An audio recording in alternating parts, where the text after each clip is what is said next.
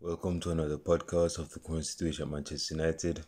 Manchester United went through to the semi-finals of the EuroLeague yesterday against Granada. It wasn't really a good turnout in terms of the performance, but I think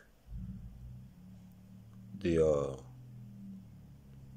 think the goal that we got yesterday through Edison Cavani was more than enough.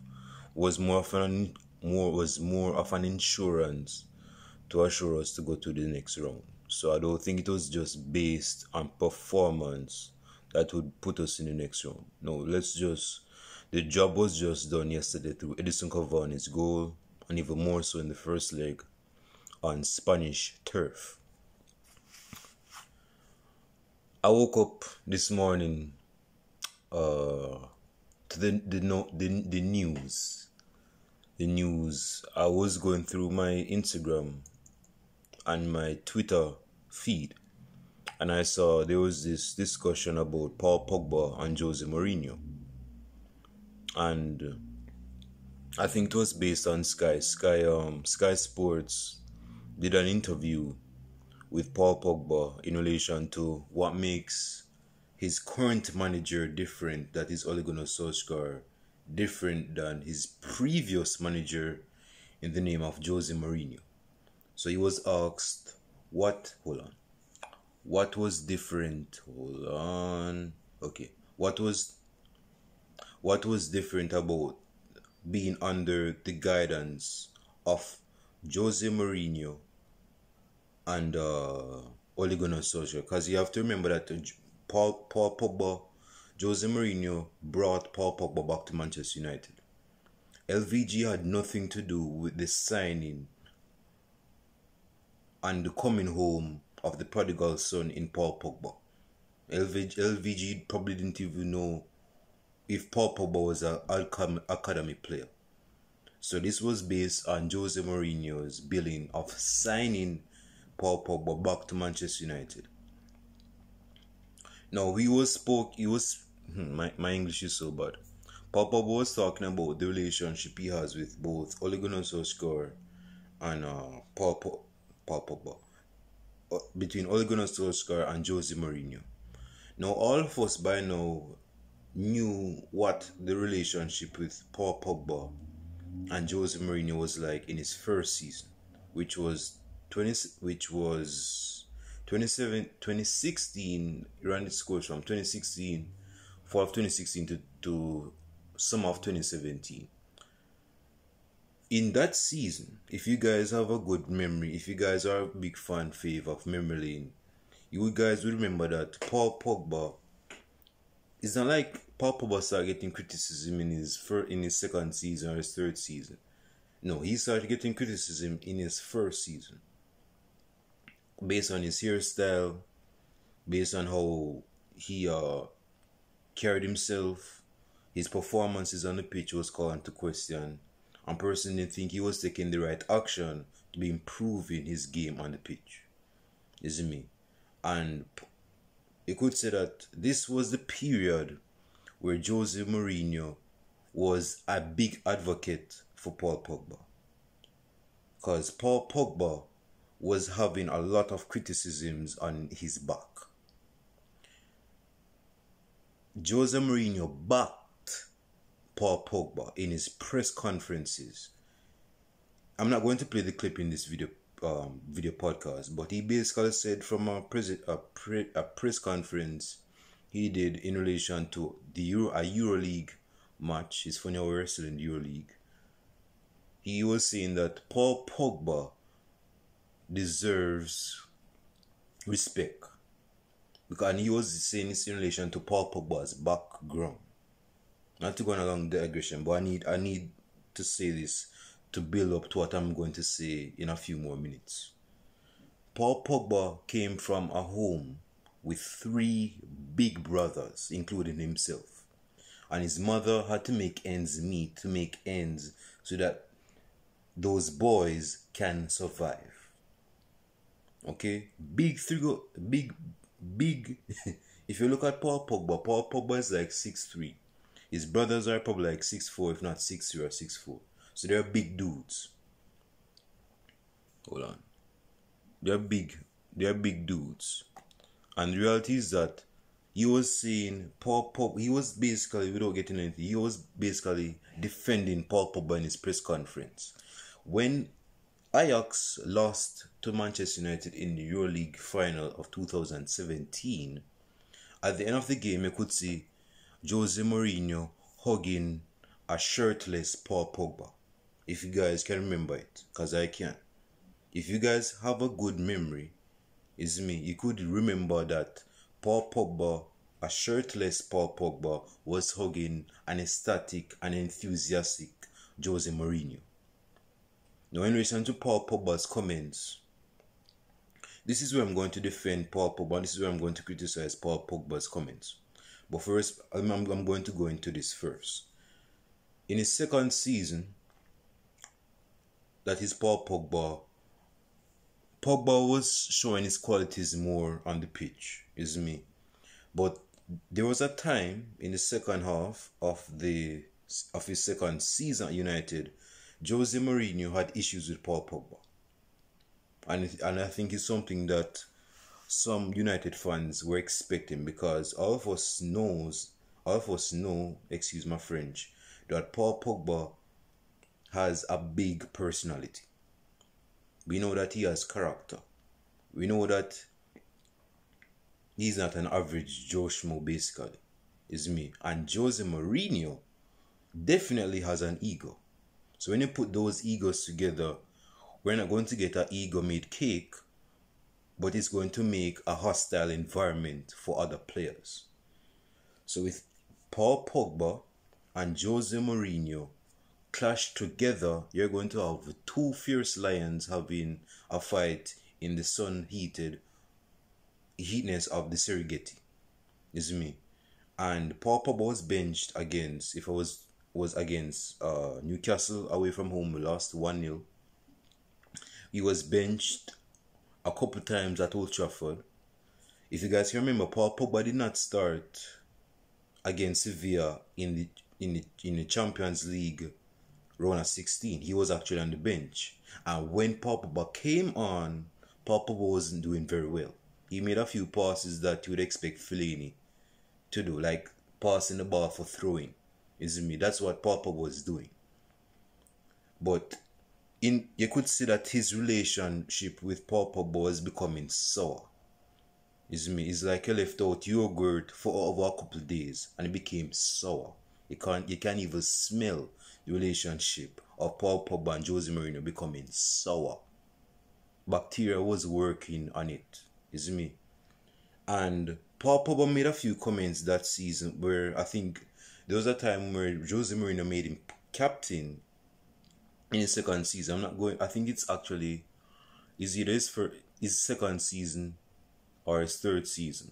Either in Jose Mourinho's second season or third season, Paul Pogba was made captain of Jose Mourinho. Yes, I think it was in his second season, because I think we played against West Brom. I don't remember the fixture. I think it was against West Brom at home and we lost to West Brom at home. West Brom, who was going to be relegated at home.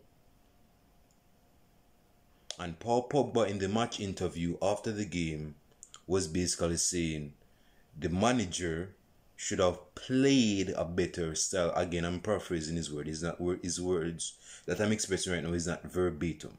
But he's basically saying the manager should have played better football so that we could overthrow the result in our favor. That's what he was basically saying.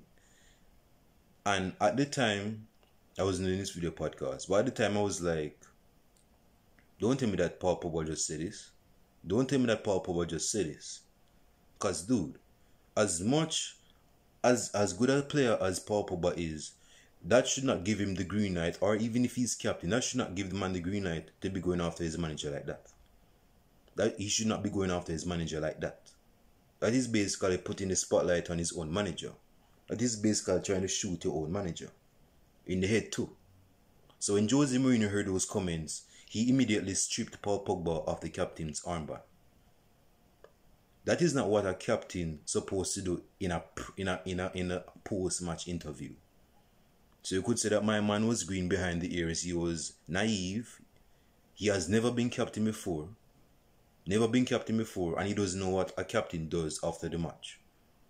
So to go after your manager like that in plain daylight, putting all the spotlight on your manager at the time, who was Jose Mourinho, you know deep down, Paul Pogba, that Mourinho was going to strip you after you said those comments. There was no way you're going to survive as captain after those comments proceeded out of your mouth. And you wonder why man had you on the bench. You wonder why he had spits and spats with you. You wonder why you and him played tug and war together. Because you made those certain type of comments. And things became worse in his third season against with Jose Mourinho, you know. In training, my man was ecstatic, really in it, shaking the players' hands and etc. And then we could not hear what Jose Mourinho was saying. I don't think they had the footage of Paul Pogba and Mourinho in training, but you couldn't hear what was being said. Is me. So with that being said, in the training, Paul Pogba made a like, nigga, who you think you're talking to like that? Mourinho was saying some comments and Pogba was like, nigga, you ain't talking to me. And yeah, and things and we had a young Mason Greenwood looking like the fool. Mason Greenwood looking like the fool. My man was like wondering, okay, what's wrong with these two niggas right now? Like, you could see that they had a contentious moment on the training pitch. And without getting into, bro, Paul Pogba's relationship with Mourinho didn't end on a good note. You see me? It just didn't. And when I watched that interview on Sky Sports this morning, I watched it a few times. Paul Pogba basically said that Ole Gunnar Solskjaer, I'm bringing it back to Ole Gunnar Solskjaer because he's the current manager of Manchester United. Ole Gunnar Solskjaer has a different management style in contrast with Jose Mourinho. That's the difference. And we all knew that. That is why Luke Shaw is playing well right now. It's because certain players are not going to thrive and strive and have a good drive to do well under the management of Jose Mourinho. There's a type of personality that thrives under the guidance of management done by Jose Mourinho. Not every player is capable and able to do well under the management of Jose Mourinho. That's why Jose Mourinho made those comments of saying Frank Lampard when he was 23 was a man. Most players today at that age are sprats. They are bitches. That's what he was basically saying in that comment. That's what he was basically saying. It's me. Paul Pogba is probably like 27, if not 20. Yeah, 27 or 28 right now. It's me. And he said that because he knew that his tough love would change the player. Yes, it would leave a scar, mentally at least, not physically, because he would get a fine for that. And I don't think that would be fine with the players, but I think he would leave at least a scar on the players' mentality and their ego, but it would give them a drive to do better. Is me. So Jose Mourinho's traditional management style is not for most players in today's modern age of football. That's why Luke Shaw didn't strive or have a good didn't have a good relationship, whether it was on and off the pitch, with Jose Mourinho. Because Jose Mourinho is like your grandfather that would kick your ass. He's from that generation. We can see why Mourinho has his certain type of players that wouldn't really have an eye-catching moment when they're on the ball. But in terms of the right call, they're going to do the job, and they're going to go through thick walls. They're going to go through hell and fire for their manager, that is Mourinho. John Terry, Didier Drogba was not a talented striker. He was all about physicality and he used that to his strength because he had strength to use his physicality. Lampard was talented, but Lampard, like he said, was a man. And Lampard saw Jose Mourinho when he was at Chelsea, like every day. So he would know how he stayed. In terms of at Inter Milan, Wesley Sneijder, Eto'o said he played left wing for Jose Mourinho. He said no, he wouldn't even play left wing or no other position other than a striker for no other manager other than Jose Mourinho. Esteban Cambiaso, Javier Zanetti, Wesley, Lucio. I think Lucio played for Inter Milan when Mourinho was there, and other players. At Real Madrid,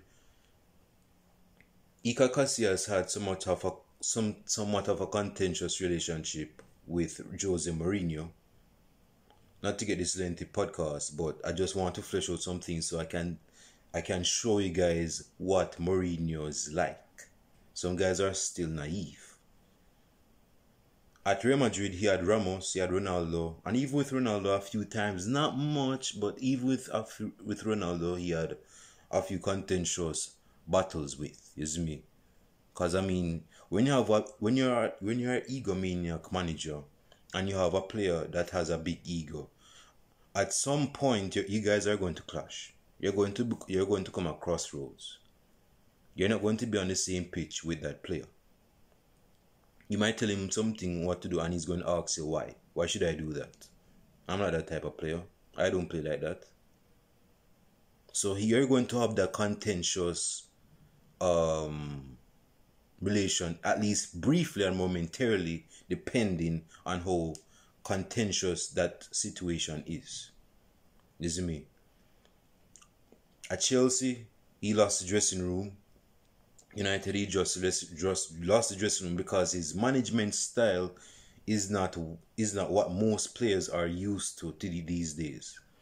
The unfortunate truth is that there are a lot of players in today's society. See, I'm talking about like I'm doing the news. There are a lot of players in the world of football that are not up for the call in terms of management done by Mourinho. They're not that thick-skinned or emotionally strong to be a soldier for Mourinho. That's why we wonder why Mourinho picked certain players like Fellaini. There's a reason for that, because Fellaini had thick skin. Fellaini was getting backlash every season since 2013. He needed someone to be on his side. When Fellaini, Mourinho knew he could use Fellaini because he knew that Fellaini didn't have any other choice. And he knew that it would look bad on Fellaini if the fans were against him and the manager was against him. So he had to probably be on Fellaini's side. And he was genuinely on Fellaini's side. That's why in certain situations, when Fellaini was celebrating, he would run to the manager that was Jose Mourinho, because Mourinho was looking out for Fellaini. No other player was looking out for Fellaini. That's why he did what he did in terms of his celebration. Few of his celebration. So my point is that man management is big and key in terms of players. Some players are going to need tough love. Some players are going to need an arm around their shoulder. That is where Ole Gunnar Solskjaer comes into the picture. That is why we have Luke Shaw playing his best football since his Southampton days, if not his early Man United days, particularly before that injury in 2015, fall of 2015. Man management is very big in terms of getting the best out of players. You can't just tell a player what to do and expect him to have a very good... No, morality is very good, is very big in football.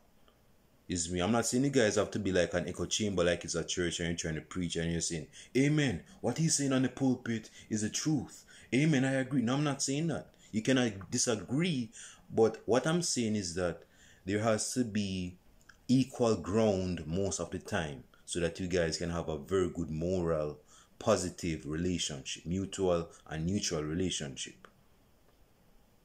You see me? So the reality is this, bro, without getting lengthy. Mourinho was not a manager for Paul Pogba. Mourinho is not a manager for Luke Shaw. Mourinho is not a manager for Anthony Martial. Mourinho was not, at least a few occasions, not for Marcus Rashford. He wasn't getting the best out of Marcus Rashford. My man was using Marcus Rashford and Anthony Martial as left wingers. And that wasn't their main position at the time. Marcus Rashford came out of the academy as a striker. Martial came to United as a striker. But because they had pace, my man wanted to use those pace on the left wing or on the wings themselves. So after this being long-winded, bro, I have to say this, bro, because some United fans are still naive to the notion of man management. It's not that Mourinho's man management skills is outdated. It's just that there's a certain type of player and personality that his man management works for. A lot of players are not open to criticism. There are a lot of players that are sensitive to criticism. They don't have this strength of backbone, thick skin to be challenged. So they're going to need an arm around their shoulder to get the best out of them.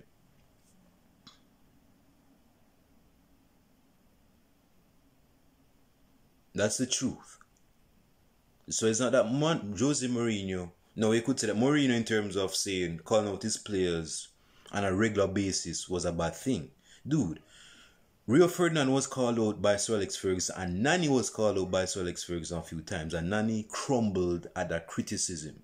And some persons wonder why Nani didn't become the great legend that he had the potential to be. Players are not going to take that criticism well. Players are different. Players are not only different in style of play, they are different in personality. They take criticisms differently. Some criticism is going to break, some criticism is going to make the player. Some criticism can be destructive, constructive, subjective, and objective. It's which one you can see. A lot of players, but we're not to go on a lengthy digression, but a lot of players don't want to be challenged. They don't want to be up for the cause and call.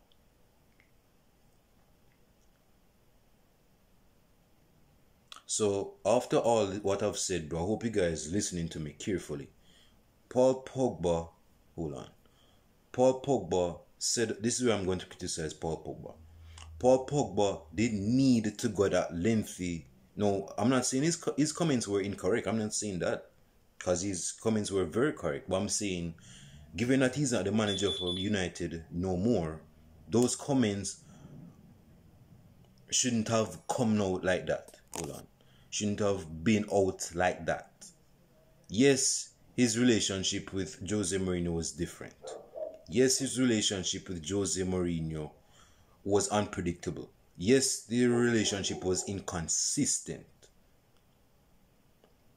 But if you're coming onto an interview and say, yo, Ole Gunnar Solskjaer is saying this and that, and Ole Gunnar Solskjaer is treating me very good. He has better man management and different man management than Jose Mourinho. Jose Mourinho would go after his players. Ole is not like that. Bro, that is why you were stripped from the captain's armband in the first place. Because you made those types of comments. No, I'm not saying the comments were not wrong. But I'm saying in terms of the quality you're saying those comments. The way you're saying those comments. That's why man didn't want you to be his captain. And that's why he stripped you of being his captain. Now this is where I'm going to defend you. Paul Pogba went after you. Paul Pogba went after you. Jose Mourinho went after you. Jose Mourinho went after you. And you came back in this interview this morning. Well, it was probably afternoon in England. But for morning for me, you went after him. You're basically countering your arguments, so to speak. I'm not finding the best words to say, but still, Still, this you know deep down Jose Mourinho is going to have some comeback in his press conference. I think Tottenham is going to be playing today against Everton. So I might watch and check out that match. I'm not sure. But this is what I have to say, bro. I know I went on a lengthy digression, but players are different. Players play differently under different man management styles. Some players are going to need that nice guy with the arm around him, telling them, hey, it's going to be alright. Let me kiss that boo-boo on your shoulder. Let me kiss that boo-boo on your knees. Oh, you fell? Oh, I'm going to give you some... Hold on. I'm going to give you some chocolate milk so you can drink. And I'm going to rub that boo-boo. You fell? Oh, I'm so sorry. Some managers are going to say, oh, get your ass up on the ground and shove off your shoulder. Put a band-aid on that and go back in the tree. Go back to play football. You ain't getting no chocolate milk over here. So there's different styles. Hold on. There's different styles of man management. Some players are thick-skinned, some players are not. So they thrive and strive under different management styles. Now, in terms of, I want to go into a few keynotes in relation to the latest news of Manchester United before going to the preview against Burnley. I think we're playing against Burnley, bloody Burnley, in the words of the infamous Mark Goldbridge. But this internet is acting up. Was that the internet acting up? Is the computer acting up to the internet? But yeah. Alright, as it loads, let me just say something. Paul Pogba is going... Yeah, to get the best out of Paul Pogba, you're going to need him in a certain system. You can't just play him like without tactics. Yes, he needs to express himself, but he needs a system. Paul Pogba thrived under a 3-5-2 system at Juventus, under the guidance and under the manager of Antonio Conte, and to a degree, Allegri, is me. So that's something we have to agree with. The fact is that, okay, the fact is that Paul Pogba is a very good player. He's a very good player, but he's going to thrive better in a system. Yes, he can play well when he's, given a free role, but he has to be told what to do in terms of situations. Like in midfield, there's sometimes you have to go up and come back. Is me. So in terms of, I think it says here that 4 players are back, whether it's from injury or suspend. Let me see.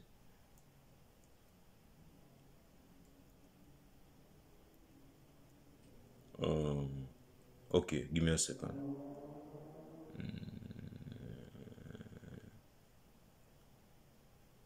Okay, anyway. So we're going to be playing against Burnley at, I think it's Old Trafford. Give me a second, let me make sure that it's Old Trafford. Yes, so we're going to be playing against Burnley. And last time, we lost against Burnley. We lost against Burnley at Old Trafford last year. This is me. We lost to Burnley at Old Trafford last year at home, which was very poor. I think Phil Jones played in that game. Yeah, that was a poor turnout, bro. And in reality, I said this in my last match reaction last year when it was against Burnley, is that, okay, let me concentrate on you guys, is that Burnley is like the modern day Stoke City of 2009 ranging to 2014, if not 2015. Burnley is not a side. Burnley is not Barcelona. Burnley is not Bayern Munich. Burnley is a side that has a strong players that play pragmatically to get to see out a result, particularly if they're playing away, because they're going to play at Old Trafford, particularly when they're going to play away to big sides. If they get a draw against top sides at their home, they're going to kiss their good lucky star, because they know they have accomplished what they wanted to begin with. Is me. And how they go about is that they're not going to be playing the best type of football. They're not going to be playing the best type of football. So expect a good amount of long balls on Sunday. On Sunday. Expect a good... Speaking of long balls, Victor Lindelof, I hope he's been improving, which I'm going to get into the start 11 in a second. I hope he's been improving on his game, because Lindelof has had a criminal record of failing at the second ball when the ball is played up to the striker, when he has to mark the striker. He's very submissive when Christian Benteke, when he's played against Christian Benteke, Lacazette, and different strikers in the Premier League. Like, he's not aerially dominant. So he's going to crumble. He's not going to win the ball in the air. So with that being said, bro, my man is going to be a suspect on Sunday. I hope he's improving his game. I hope he's been gaining some he's been improving. Yeah, he's been improving. And yeah, I hope we don't get bamboozled, bro, because this is Burnley, and Burnley is a very physical side. So with that being said, bro, this is the starting 11 against Manchester United. This ain't no Burnley channel. Against Burnley FC, the big side of Burnley. Dean Henderson returns in the goal. Aaron Wan-Bissaka right back. Unfortunately, Victor Lindelof, I don't think Eric Bay is going to start tomorrow. And definitely not Alex... Speaking of that, yesterday's game, I said on Wednesday that I was not expecting David De Gea, Alex Swansea, Matic, and Alex Telles to start yesterday. Guess who? You know that all of them started yesterday? All of them started yesterday, bro. I think Ole Gunnar Solskjaer started them for spite, because I say, yo, I don't want to be seeing those 4 guys starting tomorrow. I want to make sure that we see how this hold on. I want to make sure that we see how this fixture, so we don't concede. So there is no need to play Alex Telles, no Matic, no David De Gea, no Axel Swansea, and all them started yesterday. Like, bro. But anyway, so yes, let's get back to now. Victor Lindelof at centre back, Harry Maguire as captain at centre back. Luke Shaw returns to the starting level. In midfield now, this is where you can excuse Matic. Scott McTominay, not really. I think Scott McTominay, it's a funny one, you know. It's a funny one. Ole Gunnar Solskjaer has been very unpredictable in terms of his midfield selections. He's been very unpredictable. But I know that Fred is going to start tomorrow. Not tomorrow, on Sunday. See, I don't know if Fred is going to start on Sunday, because like I just told you, that Burnley is a physical team. So let me scratch that. Scott McTominay and Paul Pogba. I'm going for it. You know what? Screw that. Matic, and Fred. Yeah, Matic and Fred as the midfield double pivot.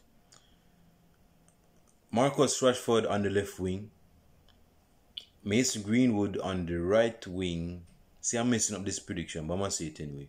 And as the strikers, of course, is Edison Cavani, and Bruno Fernandes as the number 10. I know you guys are wondering, well, Paul Pogba, bro, what's wrong with Paul Pogba, bro? I mean, you went off in Paul Pogba earlier in this video podcast. What happened to Paul Pogba? The reason I held back on Paul Pogba is because I'm wondering if he's going to play either wing, whether it's left wing, because if Rashford is out for the Sunday game, which I don't think he is, then Paul Pogba will get the green light to start on the left wing. You see me? So my man can sing on the left wing. But with that, no, Paul Pogba is starting because he's been very good as of late. So I'm gonna scratch that. Paul Pogba and Matic is gonna be playing in that double midfield pivot. Again, that's my prediction. I've been wrong before, so it's not going to hurt me to be wrong. So yeah, that's my prediction. Of course, you guys know what to leave your prediction zone in the comment section below. Leave your prediction zone in the comment section below. It could be Paul Pogba starting midfield. It could be even Phil Jones starting in defense. Leave your predictions down in the comment section below. It could be 2-0, 3-0, or even 5-0 for Burnley. Leave your comments in the comment section down below. In terms of the prediction, comments down below, and starting 11 down below. Bro, shut up. Yeah, so this is my video podcast. Yes, I went off a bit, but I had to say that to give you guys a background of what it's like to get down with man management skills. Persons are not going to take certain man management styles positively because they're going to see that as negative man management. It's not that it's negative man management, it's just that there's a type of person that man management style calls for. For example, there's this defender, I'm forgetting his name, man. There's this defender that played on the LVG. I think he was sold to Sunderland and he played as a centre back. I know it's not West Brown or John O'Shea. This young defender, man, I'm forgetting his name. Not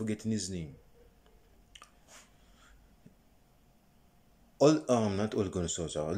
Louis van Gaal started this young centre back from the academy, of course, in defence, and he had the worst first half I've ever seen. And sure enough, by half time, my man thought that it was time for him to just come off the pitch. He took him off at half time. This was a defender that we thought could be the not necessarily the next big thing in terms of being a defender, but we thought he could be a solid defender that was in the making. When Louis van Gaal removed him from the match, his confidence was not the same again. He was not playing up to the par as we would expect him. Now he's probably in League 2 with Sunderland. I'm going to look up his name because I'm getting paranoid right now. Hold on. Yeah. Why is this computer acting up? Yeah, so again, bro, man management is big. Is me. Substituting young defender. Yeah, some players are not going to thrive under certain man management styles, isn't me? And that's not a bad thing necessarily. It's just that certain players are built differently. Some players are not from the same cloth, are not from the same cookie jar, isn't me? So they're not going to play up to par in terms of certain style of plays. Give me a second.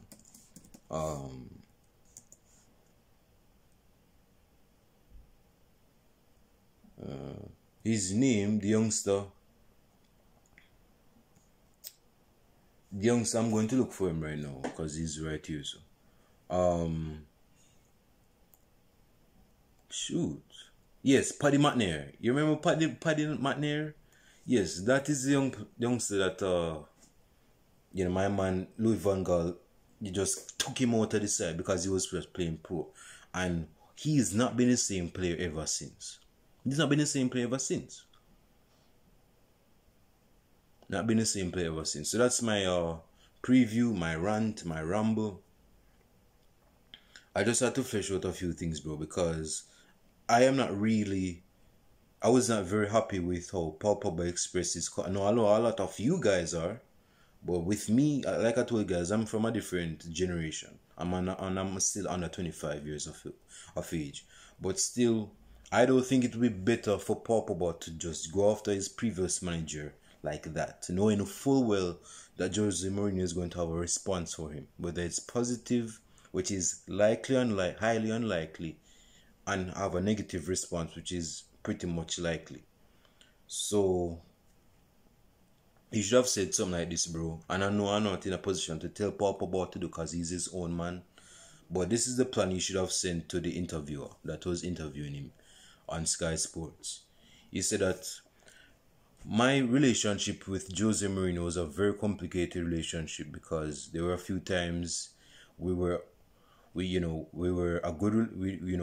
a very good relationship, which he mentioned, and there are other times you just didn't know what was going to happen. And he did mention that this morning. And I'm not going to really go after him. I'll just say this. He is who he is and I am who I am. And what happened just happened. That's how I would come at it, bro. Is me. I'm not going to be saying, yo, are you gonna no, yes, he had questions he had to answer. But in terms of how he answered the question, bro, I think that's the big factor, is me. So with that being said, I'll show you guys on Sunday after the match game against Burnley. My prediction is 2-1. 2-1 to Manchester United, so that we can seal a top two finish in the Premier League. And I'll show you guys on Sunday. Peace.